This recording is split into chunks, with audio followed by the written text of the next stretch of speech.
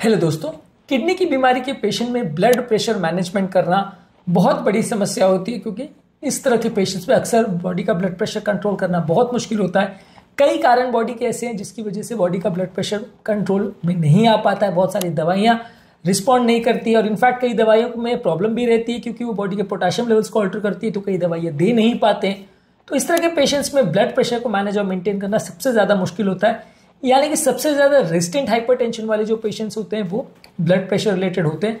आज हम बात करेंगे यदि किसी व्यक्ति को अगर किडनी का प्रॉब्लम है तो उसमें हाइपरटेंशन का मैनेजमेंट कैसे किया जाएगा, क्या क्या चीज़ों का ध्यान रखने की ज़रूरत है डाइट के हिसाब से, दवाइयों के हिसाब से, ओवरऑल लाइफस्टाइल के हिसाब से, और क्या इसमें चैलेंजेस आते हैं, ये सारी चीज़ों पर हम बात करेंगे।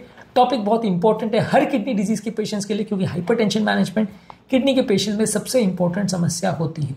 टॉपिक पर जाने से पहले जो लोग हमारे चैनल पर नए हैं उन्हें रिक्वेस्ट करूंगा कि चैनल को सब्सक्राइब करें, वीडियोस को लाइक करें, शेयर करें, फॉलो करें, कमेंट करें, पूरा देखें।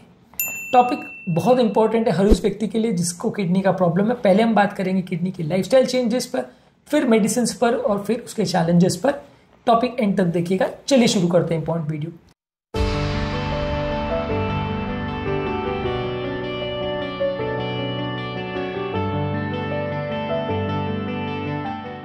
सबसे पहले लाइफस्टाइल मॉडिफिकेशन में आप डाइट पर क्या मॉडिफाई करोगे।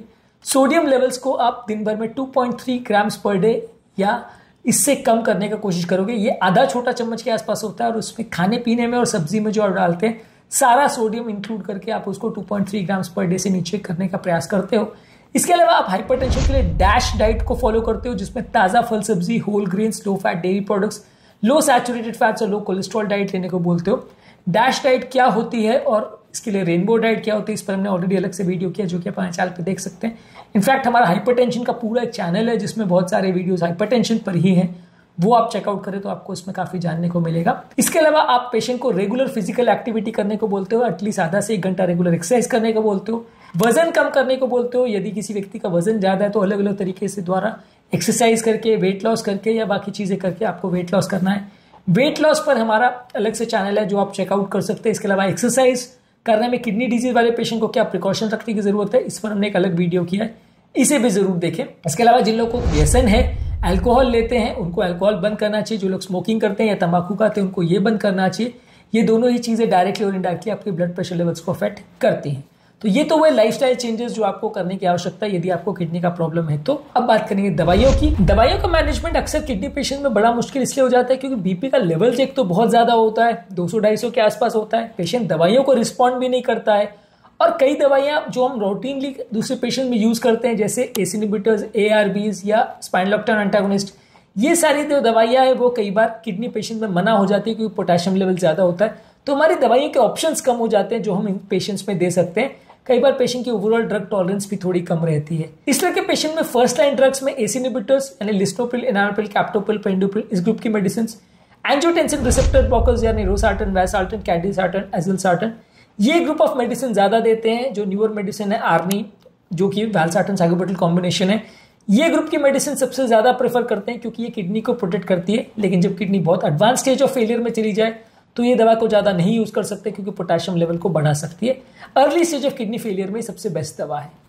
इसके अलावा इस तरह के पेशेंट में आप कैल्शियम चैनल ब्लॉकर जैसे एम्लोपिडिपिन, निफेडिपिन, सिल्निडिपिन यूज़ करते हो जो कि इस तरह के पेशेंट में काफ़ी कारगर है, पर लेकिन रेगुलर से बहुत हायर डोज पे देना पड़ता है। बीटा ब्लॉकर जैसे मेटोप्रोलोल, एटेनोलोल, नेबिविलोल, बिसोप्रोलोल यूज़ करते हैं, ये भी किडनी पेशेंट में काफ़ी यूजफुल है। एल्डोस्टेरोन एंटागोनिस्ट जैसे स्पाइनोलैक्टोन या एप्लेनोन, ये रेजिस्टेंट हाइपरटेंशन में यूज होता है लेकिन इसमें पोटेशियम बढ़ने का इशू रहता है तो higher stage of kidney failure में यूज नहीं होता। इसके अलावा अल्फा ब्लॉकर्स जैसे प्राजोसिन, डॉक्साजोसिन, ये काफी केसेस में यूज किया जाता है। क्लोनिडिन और उसके डेरिवेटिव्स जैसे मोक्सोनिडिन, ये काफी सेंट्रली एक्टिंग सिंपैथेटिक जो इनएक्टिविटी करवाते हैं मेडिसिन जैसे क्लोनिडिन और मोक्सोनिडिन, इनको भी काफी कॉमनली यूज किया जाता है। हालांकि ये सारी दवाइयों के साइड इफेक्ट्स काफी हैं। इसके अलावा यूरिन बढ़ाने वाली दवाइयां जैसे लूप डायरेटिक्स, फ्यूरोसिमाइड और टॉर्सिमाइड यूज करते हैं। थाइजाइड डायरेटिक्स जैसे हाइड्रोक्लोरोथाइजाइड और क्लोरोथैलिडोन ये यूज करते हैं। ये ज्यादातर लूप डायरेटिक्स को पानी निकालने के लिए ज्यादा यूज किया जाता है तब तक जब तक यूरिन बन रहा है, और थाइजाइड डायरेटिक्स को early stages of kidney failure में यूज कर सकते हैं, लेटर स्टेजेस में दवा इफेक्टिव नहीं होती।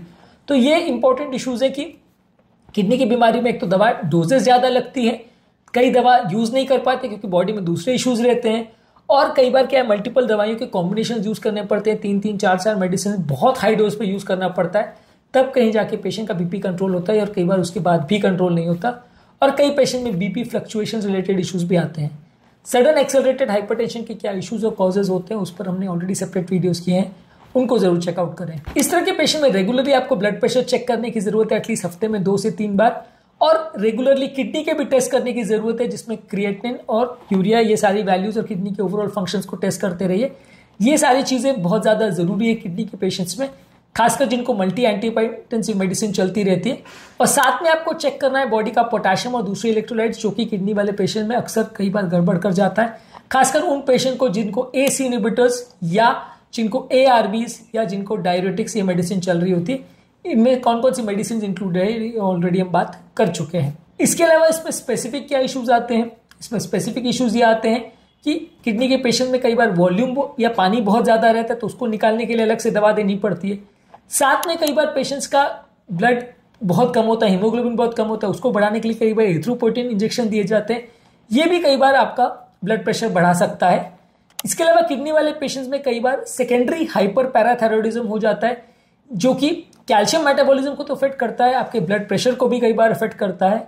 इसके अलावा किडनी वाले पेशेंट में पोटेशियम लेवल्स भी बढ़ जाते हैं, खासकर उन लोगों को जिनको एसी इनहिबिटर्स और एआरबी और एल्डोस्टेरोन एंटागोनिस्ट मेडिसिन देते हैं, तो ये भी बड़ा इंपॉर्टेंट इशू हो जाता है, क्योंकि जब ये दवाइयाँ दी जाती है तो कई बार पोटेशियम लेवल्स इतना बढ़ सकते हैं कि व्यक्ति की जान भी जा सकती है।